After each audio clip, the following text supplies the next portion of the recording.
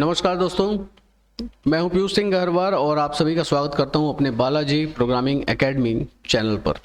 जैसा कि पिछले वीडियो में हम सभी ने डिस्कस किया था C++ के पहले प्रोग्राम के बारे में, और उस प्रोग्राम में हमने केवल एक सिंपल सा मैसेज डिस्प्ले कराया था, केवल एक सिंपल सा मैसेज आउटपुट के रूप में प्रिंट किया था, this is C++ programming, right. और उसके लिए जो प्रोग्राम हमने लिखा था वो असल में मैंने इस बारे में आपको बताया भी था कि ये प्रोग्राम टर्बो C++ कंपाइलर के लिए लिखा जा रहा है।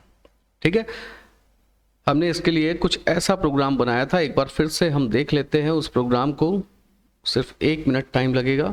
कुछ ऐसा हमने प्रोग्राम बनाया था। पहले हमने #include iostream.h, राइट, ये फाइल अटैच की थी अपने प्रोग्राम में। देन इसके बाद हमने void main, ये अपना मेन फंक्शन बनाया था, और मेन फंक्शन के अंदर हमने सिर्फ अपना एक सिंगल लाइन का स्टेटमेंट लिखा था जिसमें हमें प्रिंट करना था एक message, this is C++ programming. तो उस मैसेज को हमने डबल इन्वर्टेड कॉमास के अंदर कुछ इस तरह से लिख दिया था, this is C++ programming. Alright, तो इस तरह से हमने मैसेज को अपने प्रोग्राम के अंदर प्रिंट किया था, और ये फिर हमने मेन फंक्शन अपना क्लोज कर दिया था। यानी इस ब्रैकेट से लेकर इस ब्रैकेट तक आपका मेन फंक्शन है। ऑलराइट, तो ये प्रोग्राम आपको जब रन करना होगा तो आपको रन करना होगा इसे टर्बो C कंपाइलर पर। इस बात को विशेष ध्यान रखना है, राइट, क्योंकि जो एडवांस कंपाइलर, जैसे इस समय सबसे एडवांस कंपाइलर जो मोस्टली स्टूडेंट यूज करते हैं वो है VS कोड, राइट। तो VS कोड भी बहुत अच्छा कंपाइलर है, उसमें काफ़ी फैसिलिटीज स्टूडेंट्स को मिल जाती हैं, काफ़ी सजेशंस मिल जाते हैं। जब आप कभी कभी ऐसा होता है कि हम कुछ भूल रहे होते हैं, राइट, तो वो सजेशंस दे देता है जिससे आपको प्रॉब्लम नहीं होती। मतलब कोई चीज़ भूल भी रही है तो वो याद दिला देता है कि भाई यहाँ पर ये कर लो, ठीक है। लेकिन टर्बो C कंपाइलर में ऐसी कोई सुविधा नहीं है, क्योंकि काफ़ी पुराना कंपाइलर है और ऐसी सुविधाएं टर्बो C कंपाइलर में नहीं है। उसमें सब कुछ आपको ध्यान रखना पड़ेगा, ठीक है।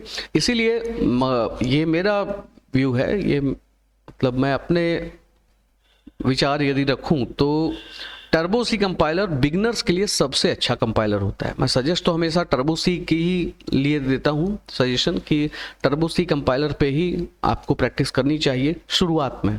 हाँ, एक बार आपने सीख लिया C++, फिर उसके बाद समय बचाने के लिए आप VS कोड में शिफ्ट हो सकते हैं, ठीक है। खैर, मैं अभी फिलहाल दोनों के हिसाब से आपसे बात करता हूं। VS कोड, यदि इसी प्रोग्राम को हम VS कोड पर बनाएंगे तो थोड़े से चेंजेस आते हैं, ठीक है। जैसे यहाँ पर आपने iostream.h लिखा हुआ है, उसमें .h लगाने की आवश्यकता नहीं होती। ऐसा नहीं है कि किसी फाइल में नहीं होती, आगे और भी कुछ फाइल्स हम इसी तरह से iostream फाइल की तरह और भी कुछ फाइल अटैच करेंगे, उनमें .h लगता है। iostream में .h नहीं लगेगा। यहाँ हमने लिख दिया iostream, बस इतना लिखा, राइट। अब इसके बाद जो वाइड मेन हम लिख रहे हैं, यहां पर वाइड की जगह लिखा जाता है इंट मेन, INT। ऑलराइट, अब यहां एक लाइन और लिखनी बेहद जरूरी होती है यदि आप VS कोड पर प्रैक्टिस करते हैं तो। वो लाइन क्या है? Using name space std।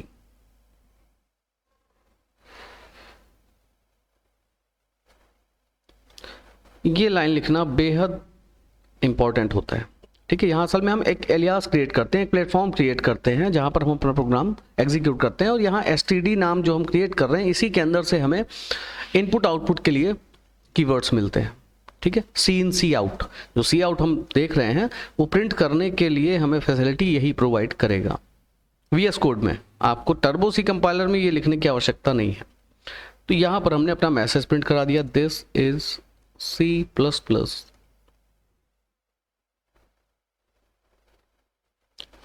Programming, this is your message. तो इस तरह से प्रोग्राम बनाएंगे, यही ये वही प्रोग्राम है जो कल हमने डिस्कस किया था, पर कल हमने जो प्रोग्राम देखा था वो टर्बो सी कंपाइलर के अकॉर्डिंग था, और ये जो प्रोग्राम हम देख रहे हैं ये है VS कोड के अकॉर्डिंग। ठीक है, मैं जो ऑन वीडियो आपको प्रैक्टिस करके दिखाऊंगा, प्रोग्राम बना करके रन करके दिखाऊंगा, वो VS कोड पर दिखाऊंगा। मन तो मेरा बहुत है कि मैं टर्बो सी कंपाइलर पर दिखाऊं, लेकिन जो मेरी लाइव स्ट्रीमिंग क्लासेस होती हैं उसमें कई स्टूडेंट्स ने ऐसी बात रखी, उसमें कई स्टूडेंट्स ने ऐसा कहा कि सर हम सभी VS कोड में प्रैक्टिस करते हैं, तो आप भी VS कोड पर बताएं जिससे हमें सहूलियत हो प्रोग्राम की प्रैक्टिस करने में। ओके, अदरवाइज मैंने शुरुआत टर्बो सी कंपाइलर से ही की थी। आप मेरे यदि लाइव स्ट्रीमिंग वीडियोस देखेंगे तो उसमें शुरुआत के जो लाइव स्ट्रीमिंग वीडियोस हैं रिकॉर्डेड, वो उसमें मैंने जितने भी प्रोग्राम्स रन करके दिखाए हैं वो आपको टर्बो सी कंपाइलर पर ही मिलने वाले हैं। ठीक है, हाँ, अब जो नए वीडियोस हैं उसमें मैंने VS कोड, जब से स्टूडेंट्स ने ऐसी बात रखी कि टर्बो सी के बजाय VS कोड पर प्रैक्टिस करके दिखाया जाए, ऑलराइट। चलिए, तो इस प्रोग्राम को चलिए हम देखते हैं कि यदि इसे हम VS कोड पर बनाते हैं तो एग्जैक्टली VS कोड में ये प्रोग्राम कैसा दिखेगा और रन होने पर इसका आउटपुट हमें कैसा प्राप्त होगा। ऑलराइट, तो चलिए स्टार्ट करते हैं अपने प्रोग्राम की प्रैक्टिस। तो ये रहा हमारा VS कोड। VS कोड में हमें एक न्यू फाइल क्रिएट करनी है।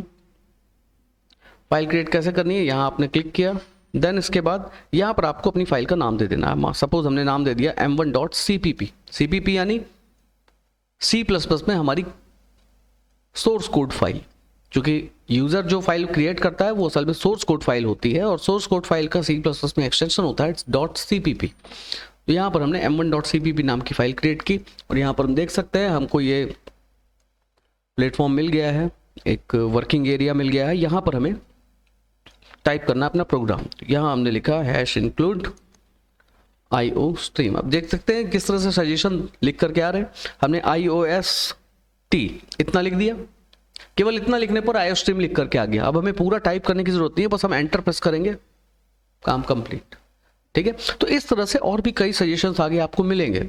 C++ में काफ़ी कुछ सजेशन VS कोड जो कंपाइलर होता है, एडिटर होता है, ये प्रोवाइड करता है, जिसकी वजह से काफ़ी सहूलियत हो जाती है प्रोग्राम क्रिएट करने में। ऑलराइट, अब इसके बाद हमें यहाँ पर लिखना था यूजिंग नेम स्पेस। यहाँ हमने देखिए यूजिंग नेम स्पेस लिखा, ये सजेशंस आ गए, हमने नेम स्पेस सेलेक्ट करके लिख दिया। अब इसके बाद std लिख दिया।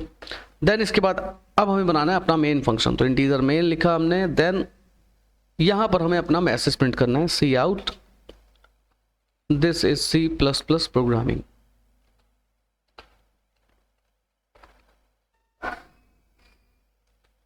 ये हो गया हमारा मैसेज, लास्ट में सेमीकोलन। ऑलराइट, कुछ ऐसा बनेगा हमारा प्रोग्राम, जैसा कि देख सकते हैं आप। क्लियर।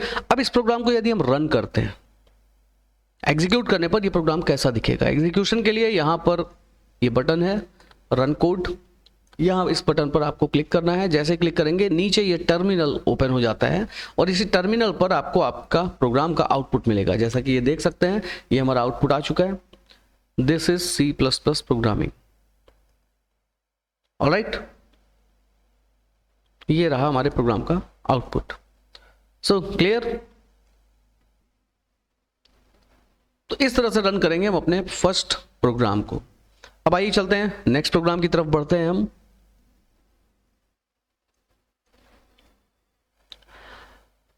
तो जैसा कि ये पहला प्रोग्राम था हमारा, इसमें हमने किसी भी डाटा टाइप का यूज नहीं किया है। जैसा कि मैंने बताया था कि शुरुआत के प्रोग्राम हम basic data type, pre defined data types का यूज करके बनाएंगे, पर इस प्रोग्राम में जस्ट हमने एक मैसेज प्रिंट कर दिया, किसी भी डाटा टाइप का यूज नहीं किया। अब हम बनाएंगे ऐसे प्रोग्राम जिसमें हम कुछ प्री डिफाइंड डाटा टाइप्स का यूज करेंगे। और पहला प्रोग्राम हमारा होगा 2 नंबर को ऐड करने के लिए, 2 नंबर जोड़ने के लिए। ऑलराइट, तो चलिए बनाते हैं अपना फर्स्ट प्रोग्राम जिसमें डाटा टाइप यूज करना है। फर्स्ट प्रोग्राम तो नहीं कहेंगे, फर्स्ट प्रोग्राम हम ऑलरेडी बना चुके हैं, जिसमें हमने 2 नंबर, जिसमें हमने एक मैसेज प्रिंट किया था। अब नेक्स्ट प्रोग्राम हम बनाने जा रहे हैं 2 नंबर सम करने के लिए।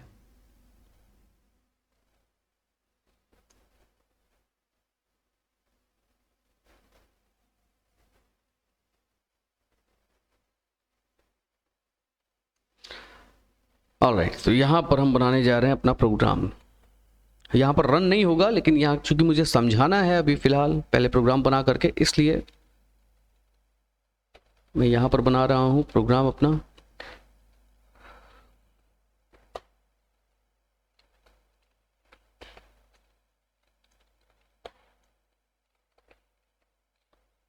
यहाँ हमें 2 नंबर पहले तो लेना है, फिर उसको जोड़ करके टोटल प्रिंट करना है। तो यहाँ 2 नंबर लेना है। अब बात नंबर की आ रही है, तो नंबर को रखने के लिए, स्टोर करने के लिए हमने प्री डिफाइंड डाटा टाइप में पढ़ा था कि 3 डाटा टाइप यूज किए जाते हैं, इंटीजर, फ्लोट और डबल। तीनों का यूज नंबर स्टोर करने के लिए होता है, पर डिपेंड करता है कि हमें किस प्रकार का नंबर स्टोर करना है। बहुत बड़ी संख्या करनी है स्टोर तो डबल का यूज करेंगे, लेकिन डबल डाटा टाइप उसे एक्सपोनेंशियल फॉर्मेट में रिप्रेजेंट करेगा, राइट।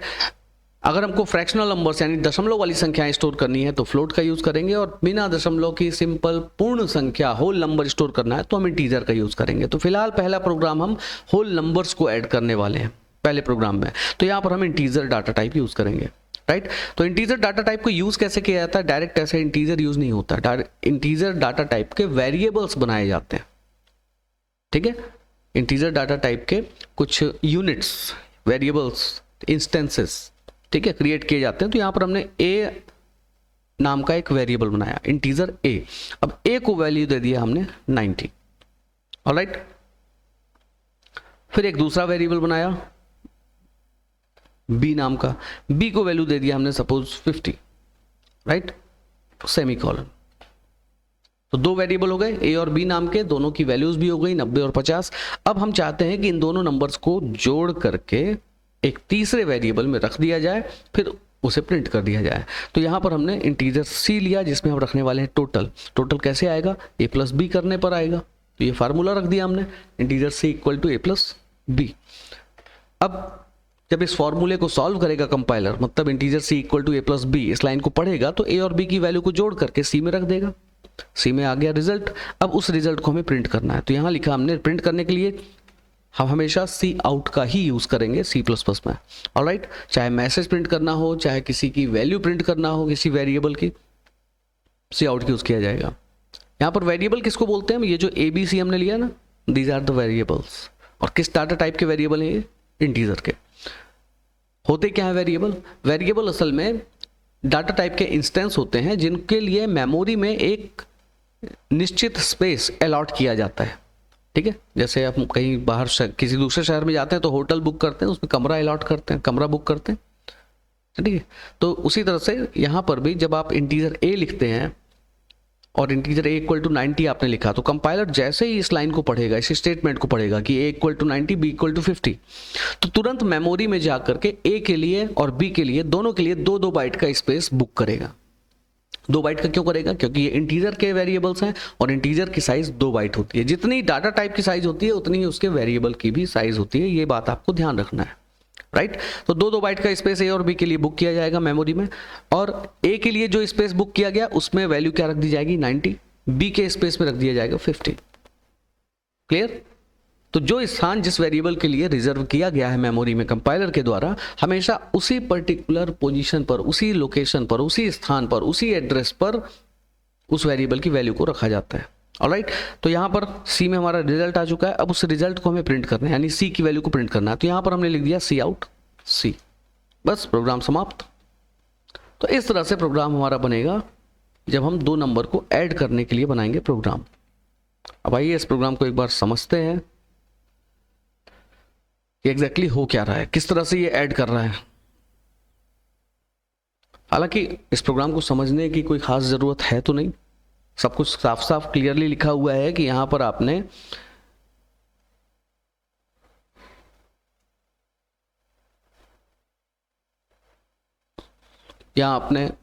IO स्ट्रीम नाम की फाइल को अपने प्रोग्राम में अटैच कर दिया, राइट। देन इसके बाद यहाँ std एलियास क्रिएट किया, देन इंटीजर मेन फंक्शन बनाया जो कि यहाँ से लेकर यहाँ तक है। इसके अंदर हम वो चीज़ लिख रहे हैं जो काम हमें करना है अपने प्रोग्राम में। तो यहाँ पर हमने ए नाम का वेरिएबल लिया जिसमें वैल्यू दे दिया 90, बी की वैल्यू दे दिया हमने 50। यहाँ पर फार्मूला रख दिया integer C equal to A plus B, तो ए की वैल्यू एंड बी की वैल्यू दोनों को ऐड किया जाएगा और सी में इसका टोटल आ जाएगा। सी की वैल्यू क्या आ जाएगी? 140, ये सी की वैल्यू है। यहाँ पर हमने ऑर्डर दिया कि सी आउट सी की वैल्यू को प्रिंट करो, तो यहाँ पर आपको आउटपुट मिल जाएगा 140, राइट। ये एग्जैक्टली काम हो रहा है। क्लियर। अब आइए देखते हैं कि इस प्रोग्राम को यदि हम रन करते हैं अपने कंपाइलर पर, एडिटर पर, तो कैसे रन होगा। यहाँ हमने बनाया, अब यहाँ नई फाइल बनानी पड़ेगी। ये तो अपना पहला प्रोग्राम था M1, अब बनाते हैं m2.cpp। यहाँ पर सेम वही चीज़ लिखनी है हमको, hash include IO stream using namespace std then integer main function बनाया आपने अपना। यहाँ पर इंटीजर a की वैल्यू दे दिया हमने 90, देन b की वैल्यू दे दिया 50। यहाँ पर फार्मूला रख दिया integer c equal to a plus b, right. अब सी में रिजल्ट मिल चुका है, यहाँ पर हमने सी को प्रिंट करा दिया, सी आउट सी। अब भाई ये रन करके देखते हैं, रन करने पर क्या हमें रिजल्ट 140 मिलना चाहिए, मिल रहा है क्या। रन किया, 140 आ रहा है, राइट। अब मान लीजिए इस प्रोग्राम को हमको फिर से रन करना है, फिर से रन किया, फिर वही मिलेगा 140, ये मिल रहा है 140। फिर से रन किया, फिर से मिल रहा है 140। मतलब जितनी बार इस प्रोग्राम को हम रन करेंगे हर बार हमको 140 वैल्यू मिलेगी। चाहे आप 1000 बार रन करिए, हर बार आपको टोटल 140 ही मिलना है, क्योंकि हमने ए और बी की वैल्यू फिक्स कर दी है ना, 90 और 50। अब 90 और 50 को कितनी भी बार जोड़िए 140 ही मिलेगा। अगर हमको कोई दूसरे नंबर्स जोड़ने तो आपको क्या करना होगा, आपको प्रोग्राम में जा करके ए और बी की वैल्यू को चेंज करना होगा। यहाँ पर जैसे आपने दे दिया नेक्स्ट टाइम, यहाँ दे दिया 20, राइट। अब ए 90 है, बी 20 हो चुका है, तो अब जब आप इसको रन करेंगे तो आपको 140 नहीं मिलेगा, अब आपको क्या मिलेगा 110। ये देख सकते हैं 110 वैल्यू आ रही है, ठीक है। तो यहां पर ये तो एक प्रॉब्लम हो गई कि आपको जितनी बार नंबर चेंज करना है, दूसरे कोई नंबर को जोड़ना है, तो आपको जाके प्रोग्राम में सुधार करना पड़ेगा। तो प्रोग्राम में यदि बार बार चेंज करना पड़ रहा है तो ठीक है, हम तो प्रोग्रामिंग समझते हैं, लेकिन यदि कोई ऐसा पर्सन प्रोग्रामिंग कर रहा है, आपके प्रोग्राम को ऐसा पर्सन रन कर रहा है जिसको प्रोग्रामिंग नहीं बनती है, तो वो प्रोग्राम में जाके चेंजेस कैसे करेगा, राइट। अभी तो छोटा प्रोग्राम है, कोई बड़ा प्रोग्राम होगा तो वो कहाँ ढूंढेगा चेंजेस के लिए, ठीक है। तो प्रोग्राम आपका ऐसा होना चाहिए कि ये जो ए और बी की वैल्यू आपने फिक्स कर दी है 90 और 20, फिक्स नहीं होनी चाहिए।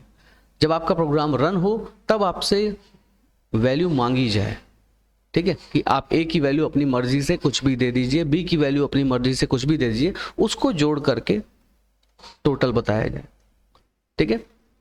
तो ऐसा करने पे क्या होगा, आपको बार बार चेंज करने की आवश्यकता नहीं होगी। तो इस काम को करने के लिए एक सी इन नाम का वर्ड यूज किया जाता है। यहां पर हम क्या करेंगे, ए और बी को वैल्यू प्रोवाइड नहीं करेंगे। असल में जब हम अपने प्रोग्राम में ही किसी वेरिएबल को वैल्यू दे देते हैं तो इसको कहा जाता है कंपाइल टाइम इनपुट, राइट। मतलब प्रोग्राम जब कंपाइल होता है उसी समय उसको वेरिएबल की वैल्यूज पता चल जाती हैं, इसलिए इसको हम कहते हैं कंपाइल टाइम इनपुट। और एक होता है रन टाइम इनपुट, मतलब जब प्रोग्राम कंपाइल होता है उस समय वेरिएबल्स खाली होते हैं, उनमें कोई वैल्यूज नहीं होती, लेकिन जब प्रोग्राम रन होता है उस वक्त कंपाइलर आपसे वैल्यू मांगता है कि चलिए अब ए की वैल्यू बताइए, बी की वैल्यू बताइए। तब हम रन करते समय ए और बी को वैल्यू प्रोवाइड करते हैं, तो इसको कहा जाता है रन टाइम इनपुट। और सी प्लस प्लस में रन टाइम इनपुट के लिए यूज किया जाता है सी इन, राइट। जैसा कि यहां पर हमने ए और बी को डायरेक्ट वैल्यू दे दी। अब हम क्या करने वाले हैं, अब हमने इंटीजर ए और बी को कोई वैल्यू नहीं दी है, अब इसमें हम वैल्यू कैसे देंगे, ऐसा लिखकर सी इन ए, राइट। सी इन का पूरा नाम क्या होता है, कंसोल इनपुट। ये इनपुट लेने का काम करेगा, ठीक है। और ये जो ऑपरेटर है इसको कहते हैं हम इंसर्शन ऑपरेटर, इंसर्शन ऑपरेटर। तो यहां पर सी इन ए लिख देंगे तो इसका मतलब ये हुआ कि इनपुट मांगना है किसके लिए, ए के लिए, ए के लिए इनपुट मांगा जाए, ये आदेश हुआ। फिर इसी तरह बी के लिए इनपुट करना होगा तो लिख देंगे सी इन बी, यानी बी के लिए इनपुट कराया जाए, कब, रन टाइम पर। और इस तरह से इन दोनों स्टेटमेंट को पढ़ते ही कंपाइलर हमसे दोनों के लिए वैल्यू मांगेगा, वैल्यू ए बी में पहुंच जाएगी, इसके बाद दोनों को हमें ऐड कर देना है। ऐड करने के लिए तो आगे वही प्रोसेस करनी है जो अभी हमने किया था, integer C equal to A plus b. Then इसको प्रिंट करने के लिए same c out c. Alright, तो इतना थोड़ा सा चेंजेस करना है हमको प्रोग्राम में। चलिए करके देखते हैं। अब यहाँ पर ए और बी हमने ब्लैंक कर दिया है, ए और बी में कोई वैल्यूज नहीं है। अब इसमें वैल्यू हम इनपुट करने वाले हैं रन टाइम पर। तो यहाँ लिखा हमने C in for A, then C in for B. अब दोनों को वैल्यू मिल गई। वैल्यू मिलने के बाद दोनों को जोड़ करके हमने सी में रखा और सी को प्रिंट कराया। तो अभी इसको रन करके देखते हैं कि एग्जैक्टली क्या ये हमें रिजल्ट देने वाला है। अब असल में क्या होगा, हमसे वैल्यू मांगी जाएगी, ठीक है। ए के लिए यहां पर हमसे वैल्यू मांगी जा रही है।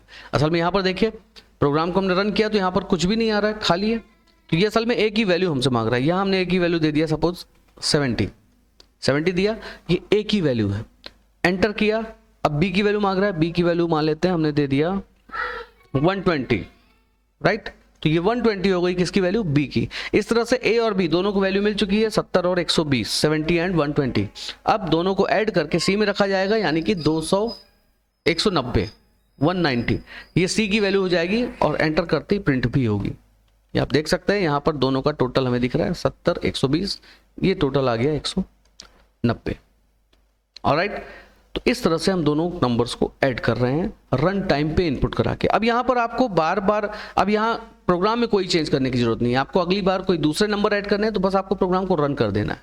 ये रन किया, अब फिर से आपसे यहाँ पर वैल्यू मांगी जा रही है। इस बार हमने कुछ और वैल्यू दे दिया, ए की वैल्यू 6 दे दिया, बी की वैल्यू 5 दे दिया, दोनों को रिजल्ट ऐड किया तो 11 आ रहा है। फिर से रन करना है, कुछ और वैल्यू देनी है तो फिर से रन कर दिया।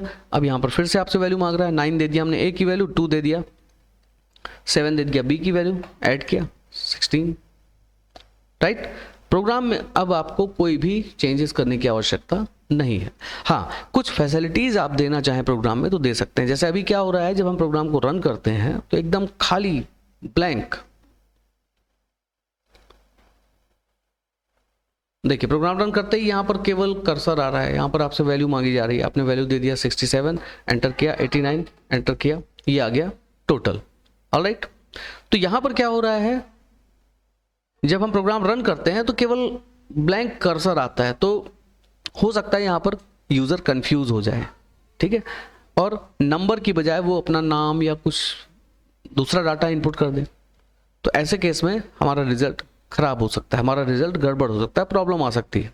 तो हम ये चाहते हैं कि जब हम ए और बी की वैल्यू इनपुट करें तो इनपुट करने से पहले एक मैसेज लिख करके आए, कोई ऐसा मैसेज जिसको देखकर कि यूजर समझ सके कि यहाँ पर नंबर ही इनपुट करना है, ठीक है। तो यहाँ पर जैसे हम मैसेज दे सकते हैं एंटर फर्स्ट नंबर।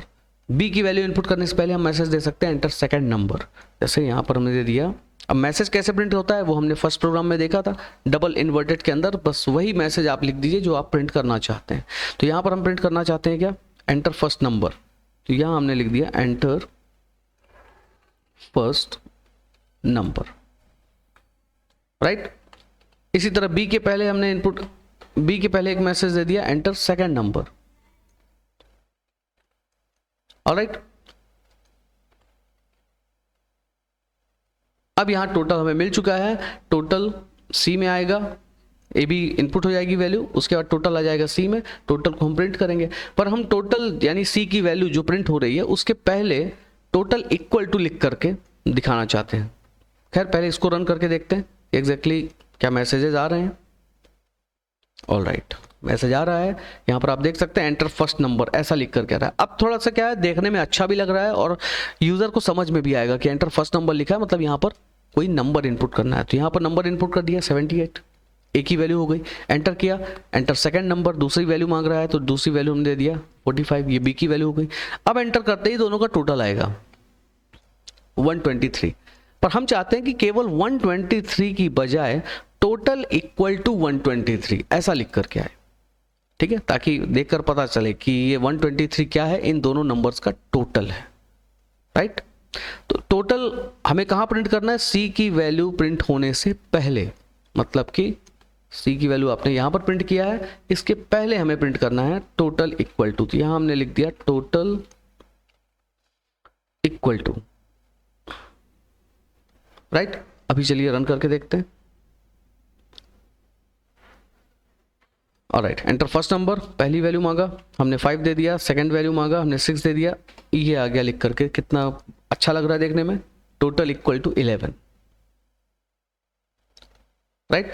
पर यहां पर देखिए एक चीज हम और कर सकते हैं, यहां हमने लिखा है C out total equal to, इससे क्या प्रिंट होगा, मैसेज, फिर लिखा है सी आउट सी, इससे क्या प्रिंट होगा, सी की वैल्यू। तो दोनों काम हम सी आउट से ही कर रहे हैं, मैसेज भी सी आउट से प्रिंट हो रहा है, सी की वैल्यू भी सी आउट से प्रिंट हो रही है।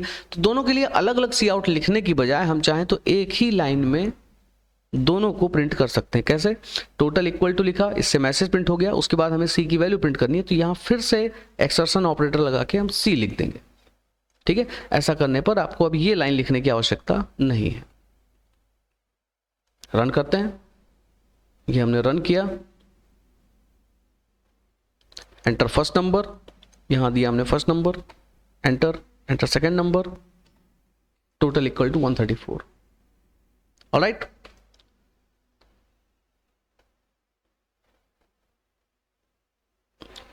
तो इस तरह से आज के लेक्चर में देखा किस तरह से हम 2 नंबर ऐड करने का प्रोग्राम बनाते हैं। इसी तरह के और प्रोग्राम लेकर के मैं जल्दी क्या, कल ही फिर से आपके सामने उपस्थित होऊंगा सेम चैनल पर, ऑलराइट।